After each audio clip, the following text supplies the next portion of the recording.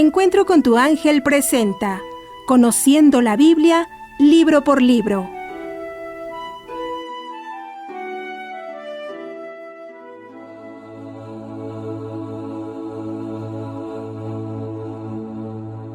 El libro de Daniel, parte 2.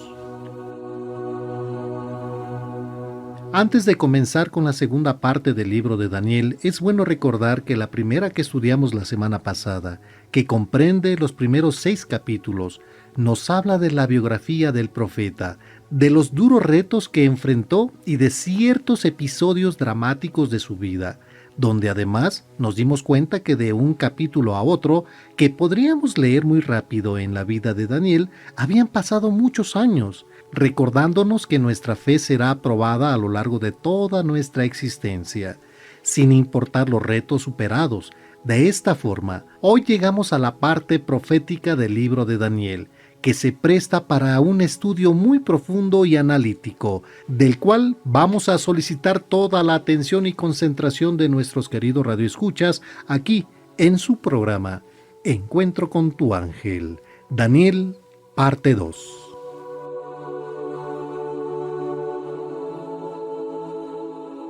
¿Sabías que los primeros 6 capítulos del libro de Daniel son hasta cierto punto muy fáciles de entender y de ver la aplicación que tienen para nuestras vidas? Pero que a partir del capítulo 7, en el que nos introducimos a la parte apocalíptica, es indispensable que tengamos un conocimiento general de la Biblia y que además hayamos aceptado en nuestro corazón el comportamiento moral que Dios demanda de nosotros en los primeros 6 capítulos. Durante siglos, muchas personas han pensado que la Biblia es un libro muerto y anticuado, que nada tiene que ver con nuestra vida actual.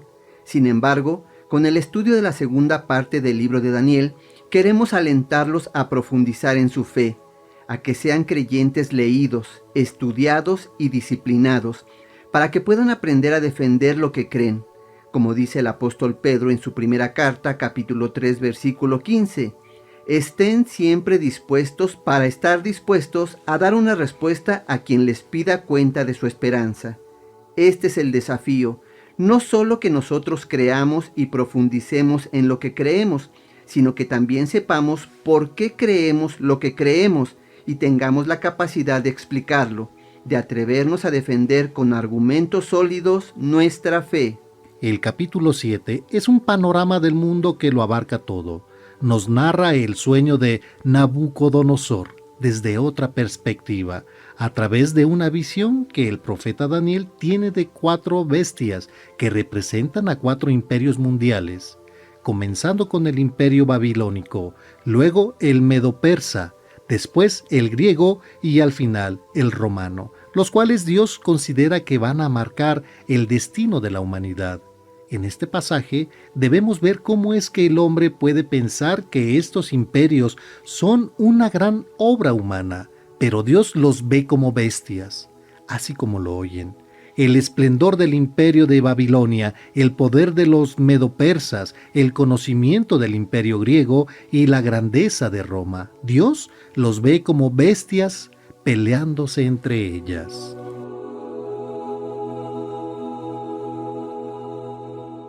¿Sabías que el libro de Daniel tiene un paralelo con la carta del apóstol Pablo a los Efesios, que nos habla de la batalla espiritual en los lugares celestiales? ¿Y que Daniel participó en esta batalla? ¿Que el apóstol Pablo hace 2 oraciones en esa carta? Una para que sean iluminados los ojos de nuestro entendimiento y otra para ser fortalecidos en el poder de su fuerza. Y que es precioso ver a Daniel y a sus amigos orando de esta manera para entender el plan de Dios y recibir el poder que les permita permanecer fieles hasta el final. Posteriormente, el libro de Daniel nos habla de una profecía que ya se cumplió, enfocada en una parte específica del Medio Oriente, que nos habla de las conquistas de Alejandro Magno en África, Siria y Egipto, y de la lucha entre Siria y Egipto, detallada en el capítulo 11. Todo esto ya se cumplió con una precisión que provocó que muchos pusieran en duda la misma veracidad del libro de Daniel, que escribió esto tantos años antes de que sucediera. ¿Por qué eran importantes estas luchas? Porque Israel estaba en medio Y la enseñanza de este capítulo reside en distinguir entre lo que el mundo considera que hace grande a una persona, comparado con lo que Dios piensa que verdaderamente hace grande a uno de sus hijos. Después se nos habla de la profecía de las 70 semanas y a esto podríamos dedicarle meses de estudio, pero a grandes rasgos. Dios le está revelando a Daniel después de que el profeta estuvo en oración mucho tiempo preguntándole a Dios qué iba a pasar con Israel, por lo que Dios a grandes rasgos le dice: te voy a resumir el fin de la historia de Israel y de la humanidad en 70 semanas, aclarando que cada semana tiene una duración de 7 años, y le comienza a hacer un recuento de eventos que en la actualidad ya sucedieron y que podemos ubicar perfectamente en la historia. Le dice que las 69 semanas concluirán con la muerte del Mesías y la destrucción del templo. Esto quiere decir que solo queda una semana de 7 años para que todo esto concluya. Pero con la muerte de Jesús y la destrucción del templo, Dios detuvo el reloj como si fuera un cronómetro de tiempo. Esto debido a que Israel no creyó en el Mesías y Dios ya no los pudo usar para predicarlo, porque ¿cómo iban a hablar de un Cristo en el que no creen?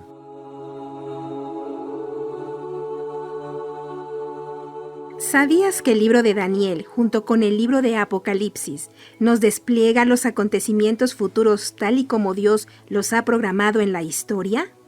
Y que a nosotros, sus hijos, nos permiten ir conociendo ese plan futuro para la humanidad.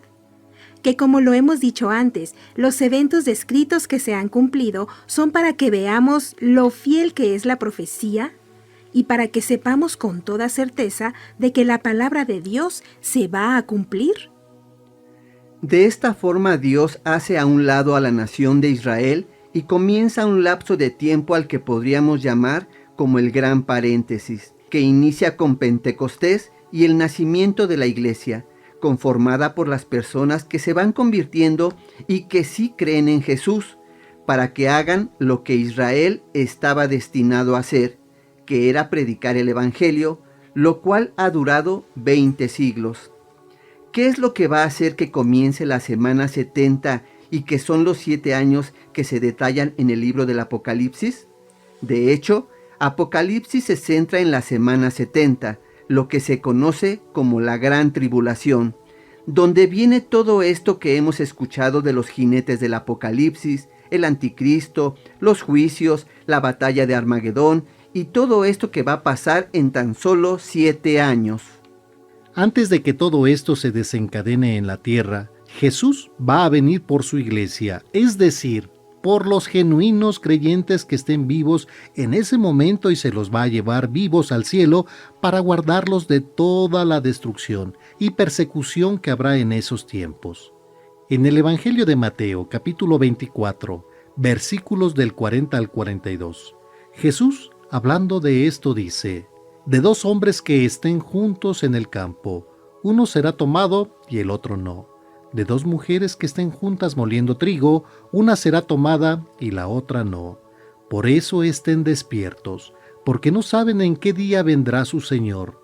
No sabemos cuándo va a suceder eso, pero eso va a dar un banderazo de salida de la semana 70.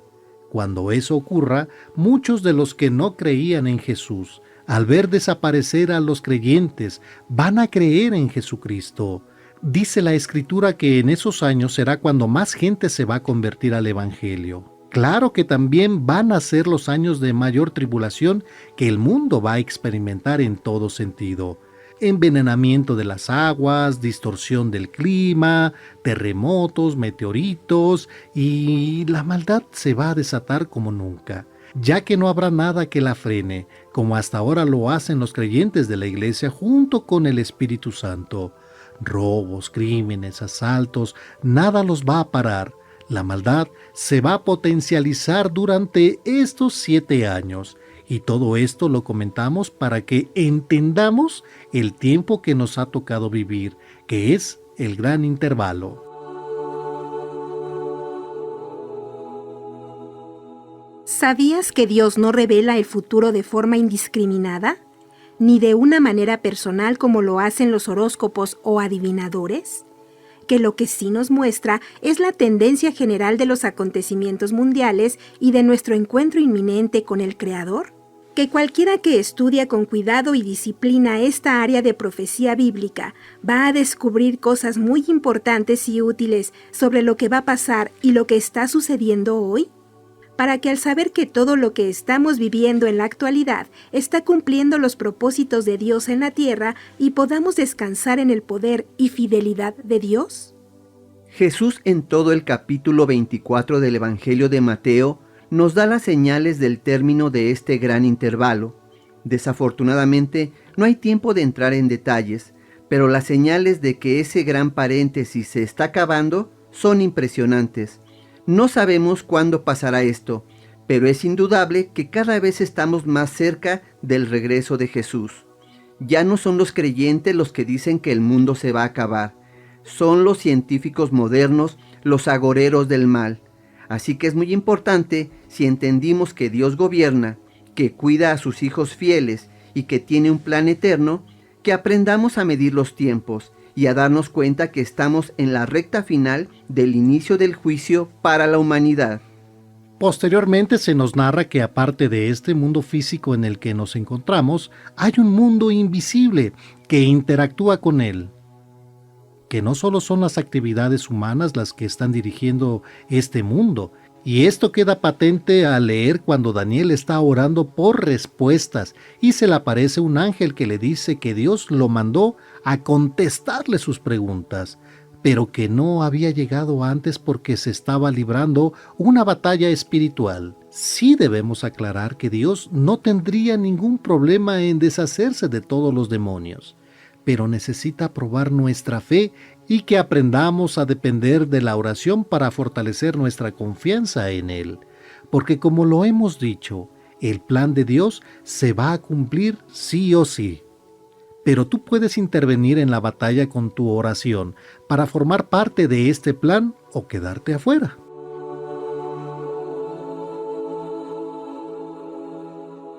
¿Sabías que cuando oramos por la salvación o la salud de alguien, no solamente es para que se den los hechos, para que esa persona se arrepienta o se cure? Sino que hay una verdadera batalla espiritual entre ángeles y demonios para que ciertas cosas sucedan. Que por eso Dios continuamente nos recuerda que formamos parte de un ejército espiritual. Que no importa la edad, la situación económica o las influencias, todos los creyentes somos soldados de Jesucristo, y que la manera en la que se inclina la balanza para la victoria de Dios es con nuestras oraciones. Después, el libro de Daniel también nos habla del evento profético más importante que falta por cumplirse para el hombre, y que es el regreso de Jesucristo. Que esto va a suceder cuando terminen los últimos 7 años de tribulación, para establecer un gobierno mesiánico que va a durar 1000 años, en el que va a restaurar el mundo como era en el plan original después de todo lo que pasó con las plagas.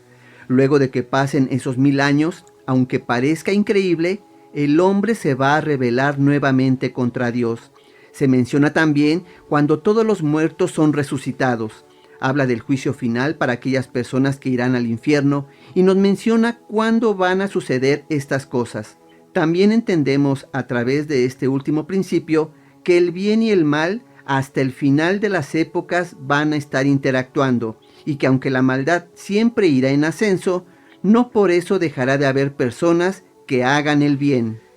En Daniel capítulo 12, versículo 10 dice: muchos serán purificados, blanqueados y probados. Los impíos seguirán haciendo el mal. Ninguno de ellos comprenderá nada. Solo los entendidos comprenderán. Al leer esto, ninguno de nosotros tiene excusa para hacer lo malo diciendo: como todo mundo se divorcia, yo también. Como está permitido abortar, yo lo haré. Como se legalizó la marihuana, pues vamos a probarla. No. Al contrario, Dios dice que los malos sigan haciendo lo malo y los buenos el bien. Al final nos veremos las caras para ver quién respondió al llamado y se mantuvo fiel. La maldad Nunca podrá apagar a la gente buena. Siempre habrá un remanente fiel que quiere vivir para Dios y servirle. Personas que crean que todo lo que estamos viviendo es parte de su plan y que nadie lo puede modificar. Que no hay persona que no se vaya a hincar delante de Dios, ya sea en terror o gratitud. Nosotros tenemos la gran oportunidad de conocer los tiempos a través del libro del profeta Daniel, que Dios gobierna sobre toda la hostilidad, pero que si tú hoy no le dejas a Dios transformarte y sigues caminando igual que antes, sabiendo que un día le vas a rendir cuentas de tu vida, conocer la profecía no te va a servir de nada.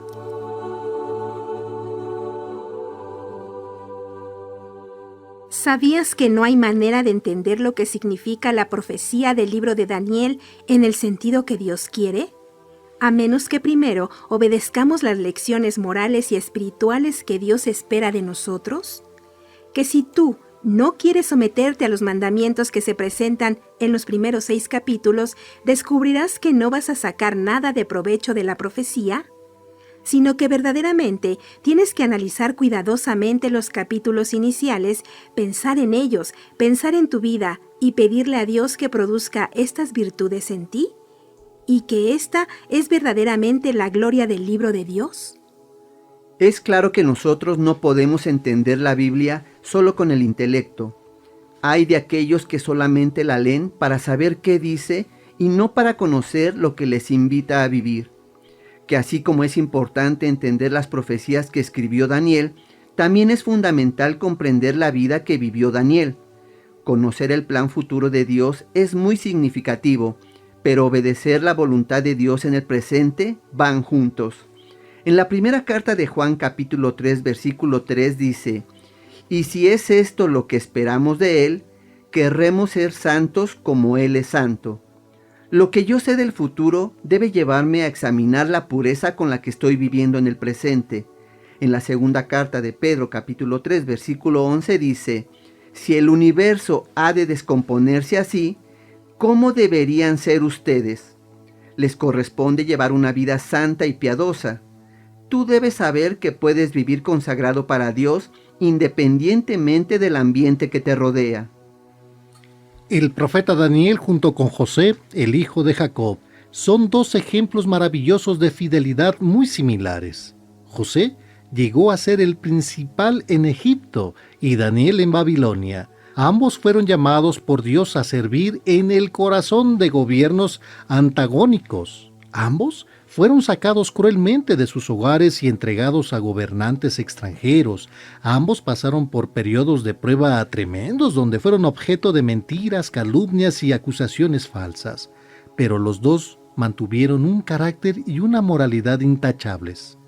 Y Daniel y José eventualmente se convirtieron en líderes respetados en estos gobiernos paganos.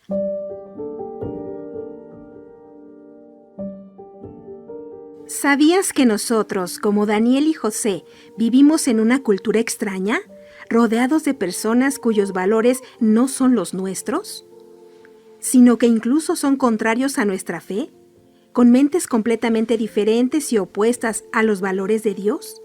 Pero que sin embargo, así como Daniel y José se mantuvieron puros y ayudaron a transformar a las personas en sus círculos inmediatos, así nosotros también estamos llamados por Dios para convertirnos en transformadores de nuestra sociedad, comenzando con nuestros familiares, amigos y personas cercanas.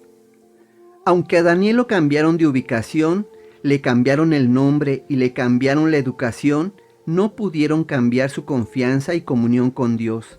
Y que nosotros debemos saber que Dios era soberano cuando Israel fue hecho cautivo por Babilonia y cuando Daniel y sus amigos tuvieron que ser probados de muchas formas. Y que no solo debemos entender que Él es soberano, sino que debemos hacerlo el soberano de nuestras vidas, que podemos entregarnos a Él con toda confianza, porque es nuestro Padre Celestial y nos ama demasiado como para dañarnos y es demasiado sabio como para cometer un error. Cuando tú le tienes temor a Dios, ya no le tienes miedo a ningún ser humano. y la fuente de ese corazón valiente que cada reto que enfrenta como una oportunidad de ver el poder de Dios trabajando en su vida es el reconocer en primer lugar que Dios es soberano, que Él está detrás de todo lo que estamos viviendo, que los gobernantes y los poderosos podrán pensar que tienen el control de todo, pero que nosotros sabemos mejor las cosas. Ojalá que este epílogo del libro de Daniel haya sido algo especial para sus vidas, como lo fue para las nuestras, que nos haya podido retar a cada uno de nosotros con la vida de este increíble creyente y sobre todo tener la claridad de que si Dios lo pudo hacer en su vida, el mismo Espíritu Santo que vive en nosotros lo puede hacer también en la nuestra. Sabemos que todavía hay muchos tesoros guardados en este libro, por lo que le recomendamos se den oportunidad de leerlo para tener una visión más amplia de lo importante que es dentro de las Escrituras. Y esto, querido radioescuchas, fue el resumen final del libro de Daniel, aquí en su programa Encuentro con tu ángel.